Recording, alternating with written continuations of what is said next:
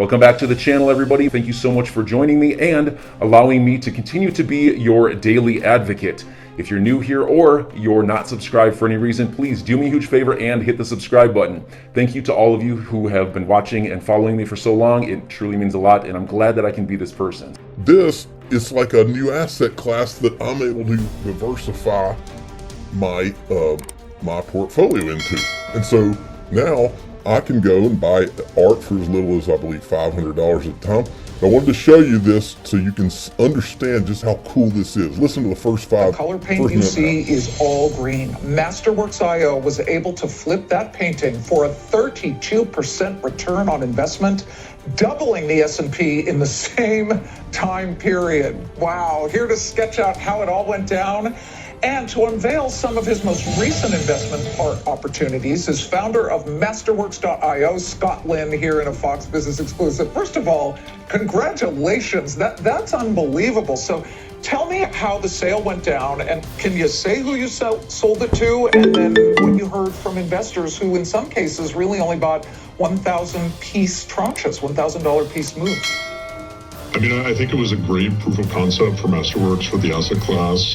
Obviously, a 32% annualized return is super hard to beat, particularly when there was a lot of questions just around COVID and how would COVID impact the art market. So I think this really demonstrates the resilience of the art market overall during otherwise volatile times. So that piece itself, and then we've seen some other ones. What you have been able to do is offer up to investors out there, look, maybe people feel that they're too heavy in equities. So they say, let me get a few different types of investments, right? Alternative investments. And this has turned out, at least in this case, to look really good. Let's talk about another one that you put up. Okay, I just wanted to show you that. How cool is that to all of a sudden, really for the first time in my life and the lives of probably millions of people potentially, that you can have access to something where traditionally, if you didn't have, $30 million, you weren't going to touch a Mona Lisa, not necessarily Mona Lisa, but a Monet, for instance, or a Banksy or whatever, thousands of dollars, and now I guess they're democratizing the investment into art. And they actually have gone and they work with the SEC. They actually securitize these things, actually buy a painting and then turn it into shares that are, I think, $20 a share, and then with a minimum investment of like $500. Now, there's a link to this at the top of the description of this video, and you need to go check it out. Go check it out, it's awesome. Okay, Hassan Alanazi, I love his tweets. While the others are on fake rise, XRP is getting ready for the real mega run. I hope that this guy is right. He's got hashtag Crypto India. Maybe he knows something over there. Now, Jimmy Valley had tweeted this to me. What if SEC is hiding the answer to Mr. Sorkin's question in the 63 emails they're refusing to produce? Let me hit a refresh here. Listen. When cryptocurrencies were backed effectively by governments, right? That this could become the future. And so one of the things that I think people wonder about is, if something like that were to ultimately happen, would that be validating of all of these new forms of currency, whether it's Bitcoin or Ethereum or any of these other kinds of things? Or would you think that would ultimately crowd out these things because you finally have a regulated version of this? I think we'll see. It's a good answer. I like that clip. So I retweeted that and I said, no doubt the SEC, Federal Reserve, CFTC, Treasury have a bigger plan. They don't want us to know. I do believe that, folks. In fact, the bigger plan is a great thumbnail. The bigger plan, I'm writing it down. They do have a bigger plan. There's no question about that. They didn't count on John Deaton or the decentralized XRP holders working to find the truth. The truth will set the United States and the world free. We're ready for it. We can take it. XRP is going to shock the world. I agree, Jack the Rippler. This is when Charles Gasparino was on Fox Business the other day. Ripple has said it's confident it's going to win lawsuit and IPO after possible positive outcome. Shock the world. That's a thumbnail too. Shock the world. I hope it does. That's why I'm here. Ripple tweeted this today. Our own James Wallace, VP of Central Bank Engagements and CBDCs, joins other industry stakeholders in this webinar. Learn about the benefits that new forms of digital money can bring to wholesale cross-border settlements and the innovative use cases that can be delivered. That's from the Digital Pound Foundation has put that out, and he'll be there. So, by the way, the digital asset that you own, let's say your dog coin, is there a company that's working on a use for your dog coin with someone with the title VP of Central Bank Engagements and CBDCs? I thought not. XRP is the one, folks. XLM is the other. Okay.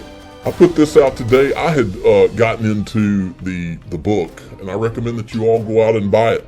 It's called Out of the Ether, and I forget what the author's name is. Here's a few clips that I took from it, and I was making a point here. So Ether had an ICO. We know that they helped to disguise whales. These are all their own words.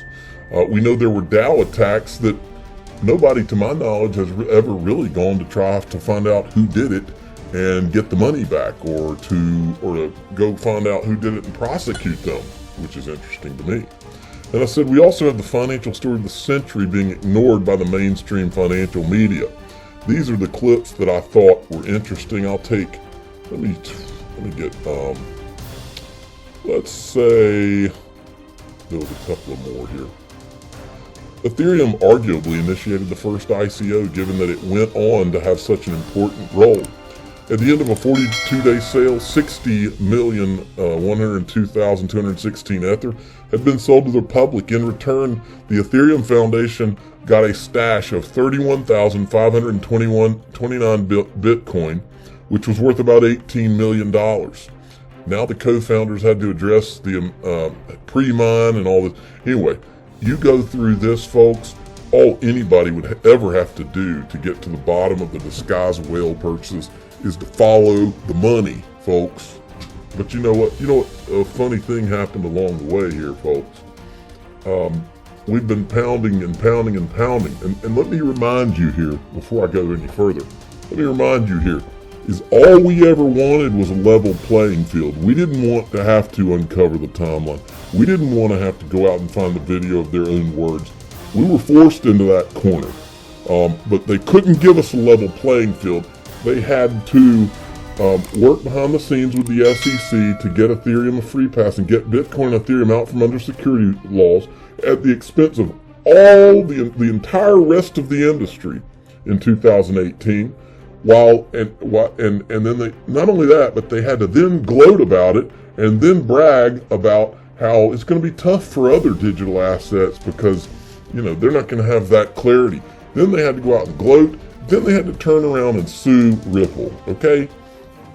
It didn't have to go this way. Well, here's the problem they have now. Now everybody's kind of getting onto this thing, and make no mistake, Kavita Gupta, who used to work at Consensus and was there during the Brooklyn project, you think she doesn't know where bodies are buried? Kavita Gupta must be watching the pounding that Ethereum and Consensus has been getting in the social media, just their own words in the timeline. But she must have or her attorneys must have noticed, because she is now suing Consensus. My most difficult social media post, my side of the story, and our legal notice. So she's now suing them, okay? And this guy did a whole thread on it. It's a house of cards. That's the thumbnail word too. House of cards. It's exactly what it is. Because they start looking around too many corners in this deal, and they're going to have a real problem. So this guy did a thread on it, and it's worth looking at the whole thing. There's a huge lawsuit underway at Consensus no one is talking about. Don't worry, we're talking about it now. And it reads like a National Enquirer piece. Kavita Gupta was a general partner at Consensus alongside Joseph Lubin. She managed a fund $13.5 million to over $300 million from 2017 to 2019 until she resigned to teach at Stanford.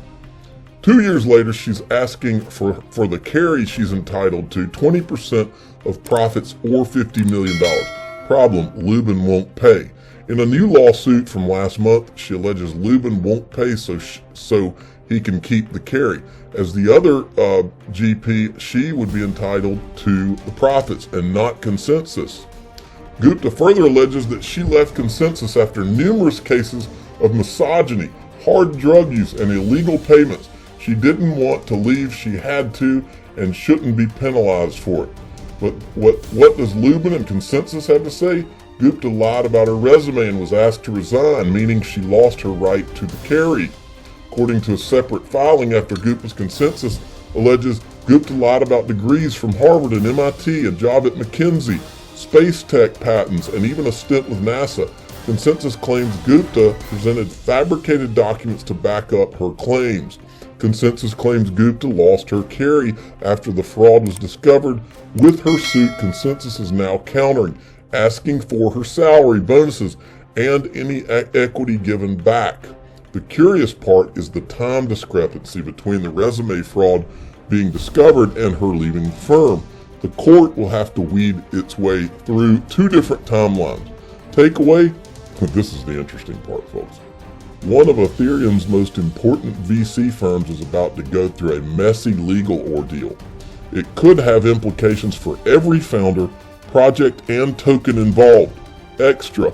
All this information is public and stated in linked documents. I have no affiliation with either party, but find it interesting given Consensus' place in the larger ecosystem.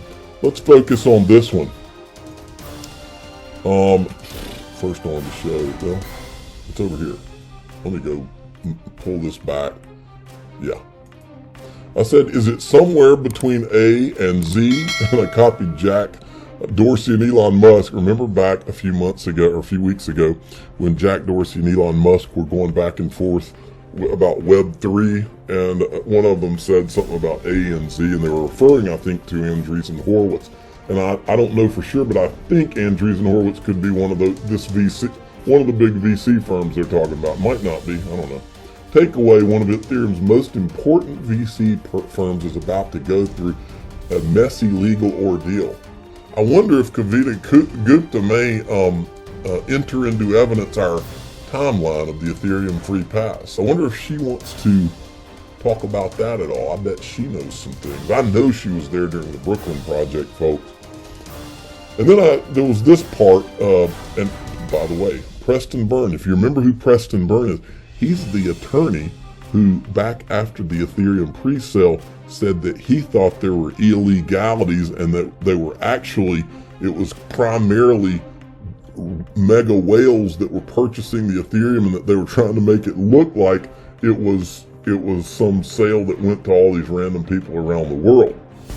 He tweeted this out. He says, "Yikes, Kavita Gupta taking no prisoners with this complaint."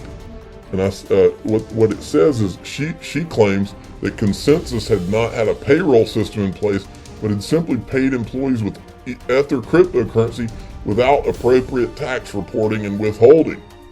And I was asking the IRS if they weren't doing that, what do you think they were doing when they were helping to disguise whale purchases during the Ethereum ICO? Then Preston Byrne tweets this out. Pleased to have my doubts about the legitimacy of the ETH pre-sale quoted in the Infinite Machine. Let's see what he had to say. Handful of close associates working in concert because the chart showing the flow of Bitcoin was unnaturally even and almost exactly the same as the chart of a mathematical power function. Something so perfect, he suggested, signaled the work of a bot. Byrne said it was highly suspicious that the initial 2-week period of the Ethereum pre-sale looks more than merely typical. There's very little randomness in it. It looks perfect, and unless Vitalik subtly managed to telepathically hack everyone's brains so buyers would participate in the pre-sale in an organized fashion, it's likely that enough Ether to move markets is concentrated in not a lot of people. Research firm Chainalysis later confirmed the suspicion that Ether distribution is concentrated. Only 376 holders control 33% of the circulating Ether supply, a May 2019 report found. One anonymous cryptocurrency researcher who goes by the online name of Hey Sue did further analysis of the sale after Burns' post. He found that the two bumps in demand during the sale, one at the beginning and one at the end of the 42-week period, are an expected consequence of people buying right before the Ether price increase. Still, like Burn, he didn't find an explanation for why the graph looks so damn smooth. While Vitalik hopes there are, anyway, that's so you can kind of see what he thought about the whole deal. And finally, I wanted to show you this video. This is from this guy who was a Paul Atkins, former SEC chair. And I'll remind you, I'll say it again. I do not want anybody or anything hurt in this. I want Bitcoin to do well. I want Ethereum to do well. I want XRP, XLM, Cardano. I want them all to do well. But I want them to do well on a level playing field. And I've always felt like the two inferior technologies, Bitcoin and Ethereum, proof of work, that does not work, that they were propped up through this regulatory capture to hold off the rest of the industry that was the actual technology that worked, i.e. Cardano, XLM, XRP, hold off the rest of them while you give these to a commodity status so that they could get a head start. That's what I've always felt like this was about. And so listen to what this guy says. Because Chair Gensler has suggested in the past that he believes Ether to be a security. Well, going back even before Chairman Gensler was nominated and of course confirmed and appointed, there were some people who were saying, he's going to take a very hands-off approach to the crypto world because he knows it and understands it and that sort of thing. I think that is not indicated by anything before or currently. I think his he had that lecture at MIT that people can pull up on YouTube or whatever, where he talks about how Ether is a security. But we heard back under the previous administration, Bill Hinman gave a speech where he talked about how Ether has morphed from arguably being a security at the beginning with its, how it came about and the organization around it, to how it's morphed into that arguably it's not a security. So that actually gave a lot of people some comfort, although it was only a speech by a staff member and it's not a statement or action of the commission. But at least that was something. So I think it's arguable that Bitcoin and Ether are not securities, and there's an indication that the SEC may well take that particular point. But I think the ramifications of declaring Ether to be a security are huge, and I don't think the market really understands what that would mean with rescission rights of people who have had, have traded Ether. If it's an unregistered security, that could just have a huge impact on, that whole ecosystem of everything that's then based on that particular framework. So I don't think the SEC is going to do that because of the ramifications of that.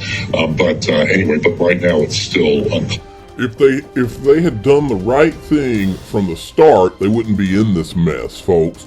If they had looked at this crypto industry and said, look, we're gonna have a level playing field and let this industry blossom and let the best technologies win, then they wouldn't have this issue. This is their own faults, folks. Make no mistake, if that's where this goes, or if this lawsuit between Kavita Gupta and Consensus, if this blows things wide open as a result of all the things that have been found, that's on them. They didn't have to do it this way. They could have been above board about it, but they didn't. So enjoy your day, everybody. I'm always here for you. Leave any comments or questions below, and be sure to subscribe. But thanks, everybody. I really appreciate you. Enjoy your day, and I always have your back. So thanks so much, everybody.